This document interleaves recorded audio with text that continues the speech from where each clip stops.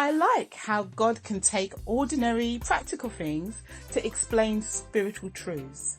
For most of us on lockdown, we've been spending more time in the kitchen. Truth be told, some of us are spending far too much time in there.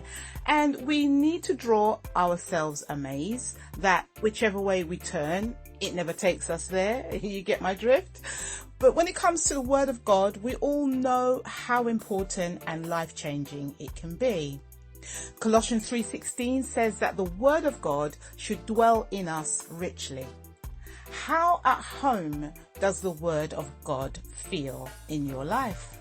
God reminded me of an exercise he had me carry out some years ago regarding 3 pieces of kitchen equipment and 3 glasses of water. And to compare myself to these pieces, the water being the Word, when it comes to how richly and effectively his Word was dwelling in me. I got a sieve and poured the water in, and sure enough, as I poured it in, it ran straight out until there was nothing left.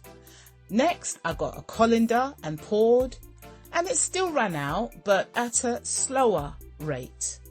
Last up was a bowl, and yes, you guessed it, whatever I poured in stayed. God then asked me to choose which I'd rather be, which I thought would be obvious. I mean, who would want to live their spiritual life as a sieve or a colander? But he showed me that to make that journey from a sieve to a colander to a bowl comes at a cost.